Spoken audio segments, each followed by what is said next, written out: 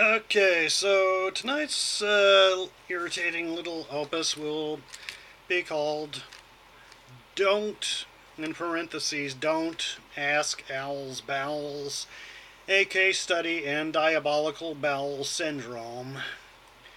Um, basically, starts with a guy sitting on a park bench, probably me because I'm named Owl. Owl. Uh, okay, so, golly gosh darn it. Okay, so anyway, uh, makeshift lighting here. Uh, let me start over. Okay, tonight's excuse for an opus will be called Don't Ask Al's Bowels, a case study in diabolical bowel syndrome. I'll start with a guy sitting on a park bench, probably me, because my name happens to be Al. And basically, I wanted to start out with a crane shot. I have a crane. If I could afford a crane, probably can't afford a crane. Maybe if I could find a tree somewhere.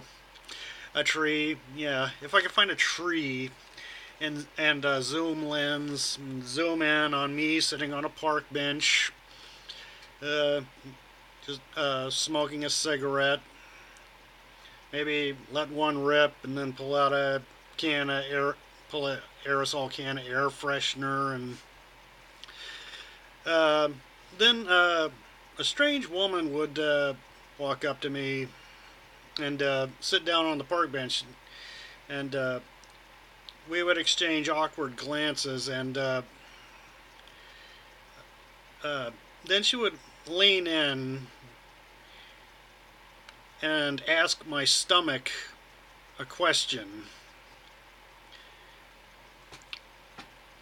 And the premise would be that I had gone to see a psychiatrist, and the voices in my head got very jealous because, you see, I quit listening to them. So, first I went to a psychiatrist, and the psychiatrist helped to get the voices out of my head. The problem was the voices moved out of my head and into another part of my body. And then the voices got jealous because I quit listening to them. So the voices that left my head and went to another part of my body started talking to other people. And so this woman is asking my intestines, about a problem with a woman that she's having with a co-worker, another person at work, and you hear this gurgling sound.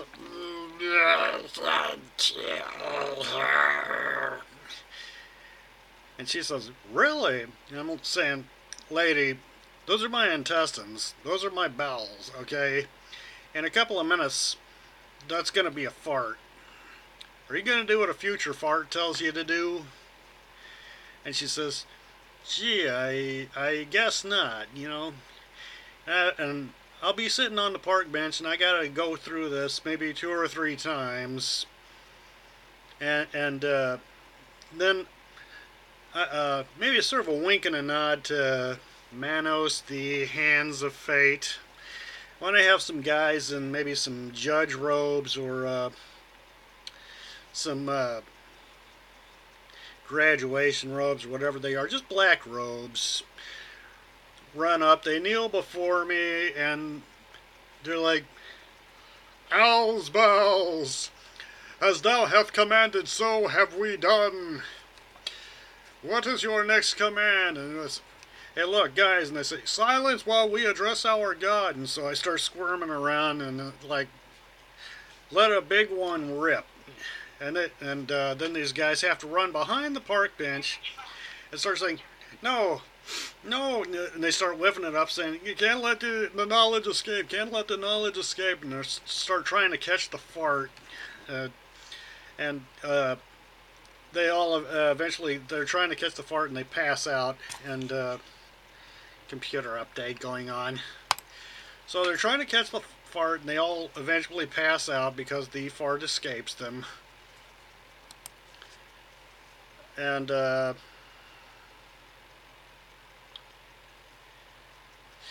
Okay, my computer's updating now. And what happens next is, I don't know, I came up with this idea back when I had this huge, bushy, ugly Grizzly Adams beard.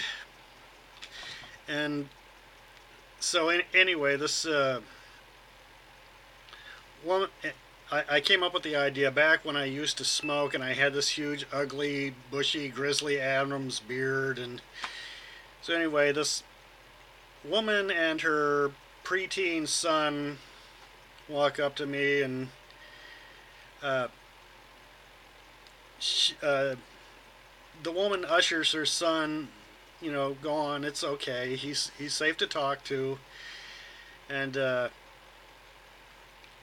this little kid starts asking my Bowells a question, maybe like he wants something for Christmas, and you hear my Bowells say, "Get a job, you little putz," and uh,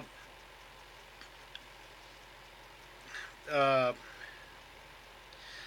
the little kid says, "But I'm only 8 years old. Where am I gonna get a job?" And you hear the Bowells say, "There's this guy down in and then I start squirming around, and you hear me ripping a fart and spraying the air freshener everywhere. Says, can't tell him about it. And then uh, uh, basically, my Bowells were trying to tell, there's this pedophile down in Ant Hill, and uh, it's supposed to be funny. I don't know. Works on some TV shows. It doesn't always. And anyway, the little kid walks off, and several cops. I want them to be wearing different uniforms from several different jurisdictions